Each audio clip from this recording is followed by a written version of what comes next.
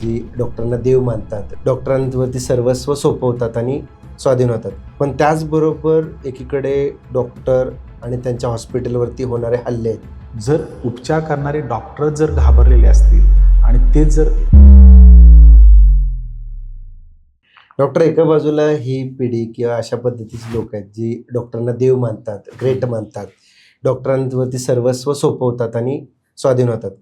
पण त्याचबरोबर एकीकडे डॉक्टर आणि त्यांच्या हॉस्पिटलवरती होणारे हल्ले आहेत. हा एक चिंतेचा आणि चिंतनाचा विषय आहे. म्हणजे डॉक्टर बरं होण्यासाठी मदत करतो, तसंच डॉक्टर आणि रुग्ण यांचे जे संबंध आहेत त्यांचे, ते दीर्घायुष्य होण्यासाठी दोन्ही बाजूकडून काय प्रयत्न करायला हवेत. आणि असं एखाद्या प्रसंगाला तुम्ही सामोरं गेलाय का तुमच्या 30 वर्षात? काय तुम्हाला वाटतं, काय प्रतिक्रिया आहे तुमची? अमोल, मी तुला सांगू का, मी गेली 25 वर्ष माझं हॉस्पिटल आहे आणि माझ्या क्लिनिकला 30 वर्ष होत आहे. क्लिनिकमध्ये फारसे असे प्रसंग उद्भवत नाहीत, प्रामाणिकपणे सांगायचं तर. हॉस्पिटलमध्ये असे प्रसंग उद्भवतात. पण मी एक गोष्ट पाळलेली आहे, माझा संवाद आहे ना पेशंटचा, तो कधी थांबत नाही. मॅडम, पेशंट ॲडमिट झाल्यानंतर दिवसातनं मी त्याच्याकडे 2दा जाईन, 3दा जाईन, वाटलं तर 4दा जाईन. मला असं वाटतं की संवाद ही गोष्ट फार महत्त्वाची आहे. डॉक्टरांच्यावरचे हल्ले आहेत ना, कधी कधी भीतीदायक आहेत. कधी कधी असं वाटतं की ही मुलं एवढी शिकतात, एवढं ज्ञान मिळवतात आणि लोकांच्यावरती उपचार करतात. या लोकांना जर कम्फर्टली काम करता येत नसेल, कम्फर्टेबल नसतील, तर मग आरोग्य व्यवस्थाच तुमची ॲम्ब्युलन्समध्ये एका व्हेंटिलेटरवरती असं म्हणायला लागेल तुम्हाला. जर उपचार करणारे डॉक्टर जर घाबरलेले असतील आणि ते जर, आणि खरं सांगू तुला, मला आजकाल असं लक्षात येतं आहे की काही सर्जिकल ब्रँचेसला मुलं जायला नको म्हणतात. म्हणजे जे टॅलेंटेड मुलं आहेत त्यांचं म्हणणं कसं आहे की मला वर्क लाईफ बॅलन्स हवा, तो प्रत्येकालाच हवा आहे, प्रत्येक तुझ्या क्षेत्रात हवा आहे आणि कुणाच्या क्षेत्रात हवा आहे. पण त्या मुलांचं मत आहे की सर्जिकल ब्रँचेसला गेल्यावरती मेडिको लिगल केसेस जास्त होतात. त्या सगळ्या गोष्टीचा परिणाम, आणि तुला कदाचित पटणार नाही, जे पोस्ट ग्रॅज्युएट करणारी जी मुलं आहेत, या मुलांना 24-24, 36-36 तास कंटिन्युअस ड्युटी करावी लागते. हे तुम्हाला कदाचित सामान्य लोकांना माहीत नसेल. एवढं कष्ट, एवढा अभ्यास केल्यानंतर एखादा डॉक्टर तो तुमच्यावर उपचार करत असतो आणि त्यांनी केलेल्या उपचारामुळं तुमचं आयुष्य चांगलं होत असतं. त्यामुळं ठीक आहे, शेवटी तो माणूसच आहे, तो देव नाही आहे. बरोबर आहे. त्याच्याकडनं चुका होऊ शकतात. पण मी 101% तुला सांगतो, त्याचं इंटेन्शन कधीच चुकीचं नसतं. माझ्याकडे जेव्हा एखादा पेशंट अवस्थेत येतो, त्यावेळेला मी वेळ काळ पाहत नाही, माझी भूक पाहत नाही, माझी ताण पाहत नाही. मी प्रायोरिटीनं पहिल्यांदा त्याला माझे उपचार कसे करता येतील. आणि तू जे मगाशी म्हणलास की सेवा राहिली का, कुठलाही डॉक्टर, छोटा असू दे, मोठा असू दे, त्याच्याकडे आलेला जो पेशंट आहे ना, त्याचा जीव वाचवणं, त्याला मदत करणं, त्याच्या वेदना कमी करणं, हीच त्याची पहिली प्रायोरिटी असते. त्यामुळं मला असं वाटतं की त्याच्यावरती, डॉक्टरांच्या वरती लोकांनी विश्वास ठेवायला हवे आणि लोकांच्या वरती पण डॉक्टरांचा विश्वास हवा. आणि त्याच्यासाठी संवाद गरजेचा आहे. मी तर म्हणेन की तुमच्यासारखा जो मीडिया, आता समजा मीडिया आहे, काही लोक काही गोष्टी हाईप करून दाखवतात. एखाद्या डॉक्टरवरती छोटी मोठी काही घटना घडली असेल, त्याला इतकं हाईप केलं जातं की त्याच्यामुळं ज्या वाईट प्रवृत्तीची लोक आहेत ना, त्यांनी प्रोत्साहन मिळतं. बरोबर आहे. आणि जे काय तशा पद्धतीचे, तसा विचार करणारे लोक आहेत, मग त्यांना ती संधी शोधत असतात. मला असं वाटतं की अशी घटना एखाद दुसरी घडत असेल ना, तुम्ही ती थांबवलं पाहिजे, ते दुर्लक्ष केलं पाहिजे किंवा ती दाखवणं थांबवलं पाहिजे. तुम्ही बोलता बोलता सांगितलं की मेडिकल इंडस्ट्रीमधनं येणारी जी मुलं आहेत ती अमुक एका जात आहेत साईटला, कारण की त्यांना ते लिगल प्रॉब्लेम येतात.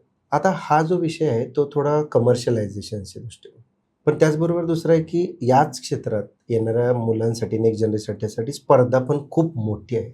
पण कमर्शियलायझेशनच्या पण पलीकडे जाऊन या क्षेत्रात जर सक्सेसफुल व्हायचं असेल, डॉक्टर व्हायचं असेल, तर या नेक्स्ट जनरेशनसाठी तुमचा काय सल्ला आहे?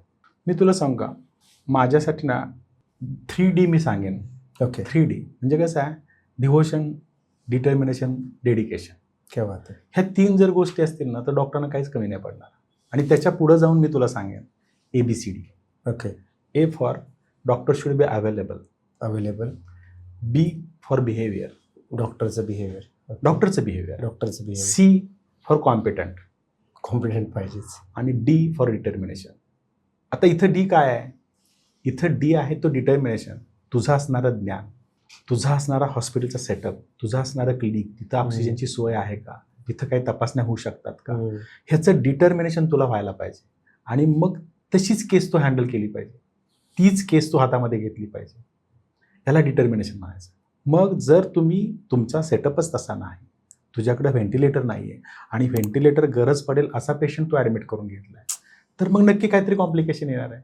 त्यामुळे ह्या पेशंटचं सिलेक्शन किंवा पेशंटचं डिटर्मिनेशन ही खूप महत्त्वाची गोष्ट आहे. आता मी उलटं जातो, सी फॉर कॉम्पिटंट. कॉम्पिटंट का असणं गरजेचं आहे? शेवटी मगाशी मी तुला जसं म्हटलं तसं की माणसाचं जीवन अमूल्य, त्याचा जीव महत्त्वाचा आहे. आणि जर तो डॉक्टर कॉम्पिटंट असेल, त्याला ज्ञान तेवढं अवगत असेल, त्यानं स्वतःला तेवढं क्वालिफाय केलं असेल किंवा त्याला त्या गोष्टी सगळ्या अवगत असतील, तर ते गोष्टी करू शकतो. जर तुमच्याकडे ज्ञानच नसेल तर तुम्ही देणार काय? बरोबर आहे. त्यामुळे मला असं वाटतं की तो डॉक्टर शुड बी कॉम्पिटंट. तुला मी दुसरं बी सांगितलं, बी फॉर बिहेवियर. मी तर असं म्हणेन ही फार महत्त्वाची गोष्ट आहे. कारण डॉक्टरांचं बिहेवियर मी गेले 30 वर्षाचा अनुभवनं सांगतो. तो कसा राहतो, कसा बोलतो, पेशंटच्या जवळ कसा उभा राहतो, त्याला प्रश्न कसे विचारतो, ह्या सगळ्या गोष्टी खूप महत्त्वाच्या आहेत. बरोबर. अमोल, आजच्या काळामध्ये ह्या खूप महत्त्वाच्या गोष्टी आहेत. कारण सगळ्या गोष्टी मनातल्या जी एखादी स्त्री नवऱ्याला सांगत नाही, ते डॉक्टरला जी एखादी सासू सुनेला बोलत नाही, जी सून सासूबद्दल काही सांगत नाही, नंदेबद्दल सांगत नाही, त्या सगळ्या गोष्टी तिला व्यक्त करायच्या असतात, तिला बोलायचं असतं. ते कुणाशी? फॅमिली फिजिशियनशी. त्यामुळं डॉक्टरचं बिहेवियर माझ्या दृष्टीने खूप महत्त्वाचं आहे. आणि या सगळ्या उपर मी म्हणेन की अवेलेबल. मी सांगू का तुला, ज्यावेळेला मोबाईल नव्हता ना, लँडलाईन होते, त्यावेळेला तर आम्ही अवेलेबल होतो. पण त्यावेळेला आम्हाला फार समाधान होतं थोडं, की कधीतरी फोन यायचा. आज मोबाईल फोन आले, माझा फोन 24/7 अवेलेबल असतो. माझ्या पेशंटकडे माझा मोबाईल नंबर आहे. त्यांना कधीही वाटतं, कधी रात्री 2ला फोन करतात, कधी रात्री 1ला करतात. साध्या तक्रारी असतात. डॉक्टर, तापाचं आयमॉल पण औषध आहे आणि क्रोसिन पण आहे. माझ्या बाळाचा ताप कमी येत नाही, किती देऊ आणि कुठलं देऊ, ह्याच्यासाठी मला रात्री 2-2:30 वाजता फोन करणारे पण लोक आहेत. पण मी एक पथ्य पाहिलंय, डॉक्टरांना विनाकारण लोक त्रास देत नाही देणार. तो जेव्हा संदिग्ध असतो, त्याच्या मनाची घालमेल चालू असते, डॉक्टरला फोन करू की नको, पण त्याला गरज असते त्यावेळेलाच फोन करतो. त्यामुळे डॉक्टरांनी पण कधी त्यांच्यावरती चिडण्याची गरज नाही किंवा त्यांना ओरडण्याची गरज नाही. पण ह्या गोष्टी जर असतील तर तुम्हाला पेशंटची कधी कमतरता नाही पडणार. म्हणजे A for available, B for behaviour, C for competent and D for determination. क्या बात.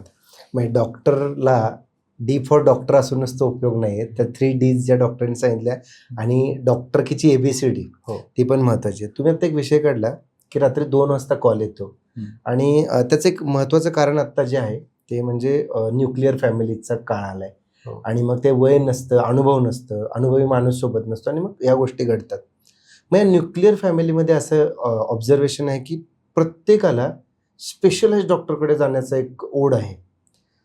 खरंच ती गरज आहे का आता नवीन ट्रेंड आलाय की काय नाही स्पेशालिस्टकडे जायचं आपण भारी असतं? नाही, मी तुला काय सांगेन बघ, आता समजा न्यूक्लिअर फॅमिली आहे ही काही वाईट गोष्ट नाही आहे. बरोबर आहे. लोकांचा आर्थिक स्तर उंचावला ही पण चांगली गोष्ट आहे. चांगली गोष्ट आहे. पण याचा अर्थ असाही नाहीये, आता माझ्याकडे अलीकडे मी काही पेशंट बघतो की त्या मुलाची आई असते, माझ्याकडे आलेली असते की तिला सर्दी ताप खोकला झाला. ओके. आणि त्याच वेळेला ती आई म्हणते की आत्ताच आम्ही पेडियाट्रिशियनकडे जाऊन आलो बाळाला दाखवण्यासाठी. आता बाळाला काय झालं असेल? बाळाला सर्दी तापच झालेला असेल. हां, पण मला कसं वाटतं, एकतर तुम्ही पुन्हा फॅमिली फिजिशियनकडे गेला तर बरं आहे. बरोबर. का तर सर्दी ताप खोकल्यासाठी तुम्ही काय अगदीच पेडियाट्रिशियनकडे जाणं गरजेचं आहे? हां, जर समजा फॅमिली फिजिशियनला वाटत असेल की मला ह्या पेशंटला गरजेचं आहे, मला ह्याला निमोनिया असेल असं वाटतंय किंवा ह्याला काहीतरी आणखीन संसर्ग आहे असं वाटतंय, तर मग ह्याला कदाचित ऍडमिट करावं लागू शकतं, तर तो पाठवेल. पण कसं आहे, शेवटी काळाबरोबर आपणही बदलायला पाहिजे. बरोबर. लोकांना काय झालंय की सगळ्या गोष्टीचं टॅग करण्याची सवय झाली की मी हा ब्रँडचा घड्याळ वापरतो, मी हा मोबाईल वापरतो, तसा मी ह्या डॉक्टरांचा पेशंट आहे. अलीकडे तर माझ्या लक्षात आले की ती फाईल मिरवण्यामध्ये पण लोकांना इंटरेस्ट आहे. अरे वा. आणि गमतीचा भाग सांगतो, माझ्याकडे कधी कधी काही पेशंट मी बघतो की त्याला मी प्लास्टर केलं असेल किंवा सलाईन लावलं असेल, त्याचे फोटो काढून स्टेटसला ठेवणारे सुद्धा लोक आहेत. आता काय करशील या समाजामध्ये? मी एकदा बघितलं की माझा पेशंट माझा फोटो काढत होता की मी पेशंटला चेक करताना तिचा बॉयफ्रेंड कोण होता मुलीचा त्या, तर मी म्हटलं रे असं नको करू, का फोटो काढतो? काय नाही म्हटलं सर, स्टेटसला ठेवायचं.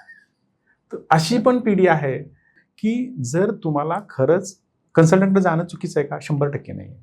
पण मी म्हणेन की तुम्ही जर फॅमिली फिजिशियनच्या सल्ल्याने गेला तर तुमचा वेळ आणि पैसा दोन्ही वाचू शकतो. हां. पण जर तेवढा वेळ असेल आणि पैसा खर्च करण्याची तयारी असेल तर नक्की जा. त्यात काय हरकत नाही. ट्रेंड सोबत जावा, हां. पण जाताना एक सल्ला घेऊन सल्ला. जावा की जेव्हा गरजेचं आहे तेव्हा नक्की जावा. त्यासाठी स्पेशलाइज्ड डॉक्टर आहेत.